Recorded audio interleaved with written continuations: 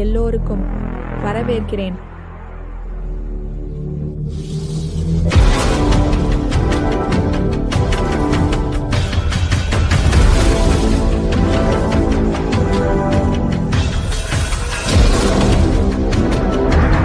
நாம் இங்கே எம்மொழியும் நிச்சயமாக மற்றும்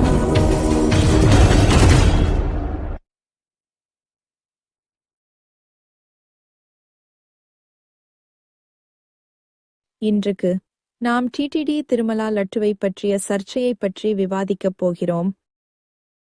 இது ஒரு லட்டு மட்டுமல்ல, இது பக்தர்களின் நம்பிக்கையை, அரசியலை மற்றும் பல சமூக பிரச்சினைகளை உள்ளடக்கிய ஒரு விஷயம். செப்டம்பர் 18ஆம் தேதி ஆந்திர பிரதேசம் முதல்வர் ஸ்ரீ என். சந்திரபாபு நாயுடு திருமலா லட்டுவில் கலவையை பற்றிய தகவலை பொதுமக்களுக்கு அறிவித்தார். இதனால் பரந்த அளவிலான விவாதம் மற்றும் சர்ச்சை ஏற்பட்டது. ஐயத்ராம் அஸ்வு சன் பிரசாதம்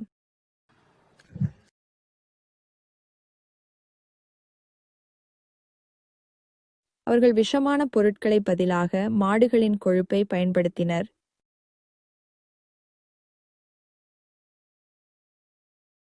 இதனால் பரந்த அளவிலான விவாதம் மற்றும் சர்ச்சை ஏற்பட்டது. பொதுவாக பிரபலமான திருமலா லட்டுவை தயாரிக்க பயன்படுத்தப்படும் நெய் திருமலா திருப்பதி தேவஸ்தானங்கள் மூலம் ஒவ்வொரு 6 மாதத்திற்கும் ஒருமுறை ஏலத்தில் வாங்கப்படுகிறது. முந்தையதாக நெய் KMF நந்தினி நிறுவனத்திலிருந்து கர்நாடகாவில் வாங்கப்பட்டது. பின்னர் இது AR dairy food private ltd நிறுவனத்திலிருந்து வாங்கப்படத் தொடங்கியது. இந்த நிறுவனத்திற்காகவே ஒப்பந்த விதிமுறைகள் மாற்றப்பட்டதாக ஒரு கிசுகிசு உள்ளது. இந்த செய்தி ஸ்ரீ வி.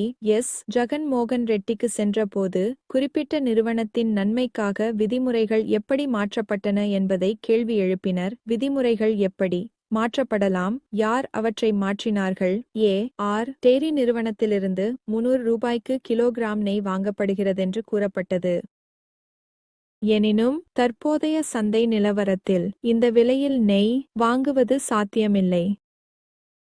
எனவே கலவையின் வாய்ப்பு மிகவும் அதிகமாக இருந்தது. ஒரு சாதாரண பொருளுக்காக எந்த வணிகரும் இவ்வளவு இழப்புகளைச் சந்திக்க விரும்ப மாட்டார். ஜூன் 9, 2024 அன்று ஸ்ரீ என். சந்திரபாபு நாயுடு ஆந்திர பிரதேசம் முதல்வராக நியமிக்கப்பட்டார். மாதிரி 6ஆம் தேதி அனுப்பப்பட்டது மற்றும் தேசிய பால் மேம்பாட்டு வாரியம், மாடி மற்றும் உணவுப் பொருட்களில் பகுப்பாய்வு மற்றும் கற்றல் மையம் 9ஆம் தேதி மாதிரிகளை பெற்றன. ஆய்வு ஜூலை 11ஆம் தேதிக்கு முடிவுக்கு வந்தது மற்றும் அறிக்கை ஜூலை 16ஆம் தேதியில் வெளியிடப்பட்டது. ஆனால் இந்த விவகாரம் செப்டம்பர் 18ஆம் தேதிக்கு முன்பு பொதுமக்களுடன் பகிரவில்லை என்று மக்கள் கேள்வி எழுப்பத் தொடங்கினர். அந்த காலத்தில் மயிர் கிலோக்கு 300 ரூபாய்க்கு வாங்கப்பட்டது. தற்போது சிறந்த தரமான மயிர் கிலோக்கு சுமார் 180 ரூபாயாக விலையிடப்பட வேண்டும். அவர்கள் 10 டேங்கர்கள் மயிர் வழங்கப்பட்டதாகவும் 6 டேங்கர்கள் திரும்ப அனுப்பப்பட்டதாகவும் கண்டுபிடித்தனர். கலவையால் மற்ற 6 டேங்கர்களில் கலவையா ஏற்பட்டிருக்கலாம் என்ற கேள்வி எழுந்தது. அப்படியானால் இந்த மயிர் லட்டு தயாரிப்பு செயல்முறையில் பயன்படுத்தப்பட்டதா? இந்த விவாதத்திற்கு எதிராக ஸ்ரீ ஜகன் மோகன் ரெட்டி திருமலா செல்ல உரை வழங்க திட்டமிட்டார். சந்திரபாபு நாயுடு அவருக்கு கோவிலுக்கு செல்லும் முன் ஒரு அறிவிப்பில் கையொப்பமிடக் கேட்டார். ஜகன் ரெட்டி அதற்கு மனிதத்துவம் என்கிற அவரது மதம் என பதிலளித்தார்.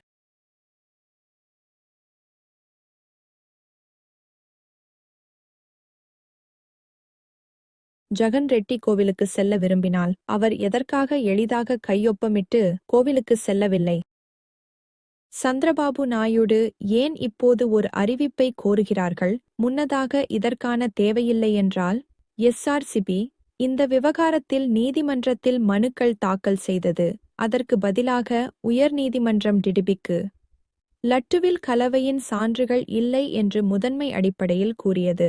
கலவையின் தெளிவான சான்றுகள் இல்லையெனில் அவர்கள் மறுபரிசோதனை செய்ய ஏன் இல்லை? ஜூலை மாதத்தில் அறிக்கை கிடைத்தபோது செப்டம்பர் 18ஆம் தேதிக்கு முன்பு அதை பொதுவாக வெளியிடாததற்கான காரணம் என்ன?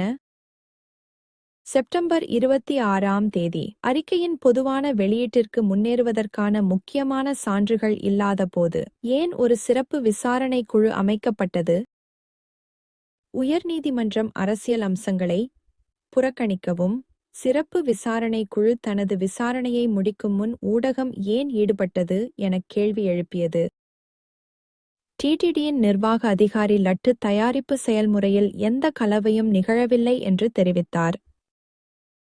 உயர்நீதிமன்றம் வழக்கறிஞரை கேட்டது, இந்த விவகாரத்தில் ஒரு சிறப்பு குழு அமைக்க முடியுமா? இதற்கிடையில் ஆந்திர பிரதேசத்தின் துணை முதல்வர் பவான் கல்யாண் சனாதன தர்மத்திற்கு தனித்துறை ஒன்றை கோரினார். பிரகாஷ் ராஜ் தலையீடு செய்ததால் இது மேலும் விவாதத்திற்கு வழிவகுத்தது. தீக்கு எரிபொருள் சேர்க்கும் வகையில் தமிழ் நடிகர் கார்த்தி இதை ஒரு உணர்வுபூர்வமான பிரச்சினை என கூறினார்.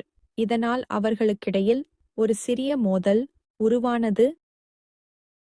இப்போது என்டிடிபி கன்றுக்குழு அறிக்கைக்கு திரும்பும்போது ISO 17678/2020 இன்படி சந்தேகிக்கப்படும் கலவைகள் சோயா பருத்தி, சூரியக்காய்கள், ஆலிவ், ரேப்சீட், லின்சீட், கோதுமா மண், மக்காச்சோளம், பருத்தி, மீன் எண்ணெய், தேங்காய் மற்றும் பாம்பு எண்ணெய், மாடு கொழுப்பு, லாட் ஆகியவை உள்ளன. என்டிடிபி கன்றுக்குழு அறிக்கையில் சில சந்தர்ப்பங்களில் தவறான நேர்முகம் ஏற்பட வாய்ப்பு உள்ளதாகவும் மாடுகளின் பால் தவிர மற்ற பால் வகைகளில் இருந்து பெறப்பட்டது என்றும் குறிப்பிடப்பட்டுள்ளது. சோயா எண்ணெய், பருத்தி அல்லது பாம்பு எண்ணெய் போன்ற தூய காய்கறி எண்ணெய்களை மிக அதிகமாக வழங்கப்பட்ட மாடுகளிலிருந்து பெறப்பட்டது.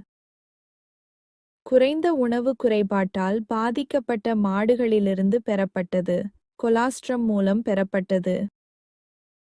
கொலஸ்ட்ரால் அகற்றுதல் அல்லது பகுப்பாய்வு போன்ற தொழில்நுட்ப சிகிச்சைகளுக்கு உட்பட்டது. அதிகரிக்கப்பட்ட லிபோலிசிஸ் காணப்படும் பனீர் வகைகளிலிருந்து பெறப்பட்டது. ஜெர்பர், வைபல் பர்ன்ட்ரோப் அல்லது ஷ்மிட்பான் சென்ஸ்கிராட்ஸ்லாஃப் முறைகளை பயன்படுத்தி எடுக்கப்பட்ட அல்லது சுத்திகரிப்பான் மூலம் தனிமைப்படுத்தப்பட்டவை. டிடிடி டெண்டர் குறிப்பிட்ட சில தரநிலைகள் உள்ளன. இந்த தரநிலைகள் தற்போதைய அறிக்கையுடன் ஒத்துப்போகிறதா என்பதை சரிபார்க்கலாம். எண்ணிக்கையால் நீர் சதவீதம் 0.9% ஐ மீறக்கூடாது. அறிக்கையில் 0.9% நீர் உள்ளது. அறிக்கையில் 0.9% நீர் உள்ளது. பியூட்ரோ ரெஃப்ராக்டோமீட்டர் வாசிப்பு 41.7°C. கொழுப்பு அமிலம் 0.5%க்கு கீழே 0.373%. RM மதிப்பு 26.0 ஆக.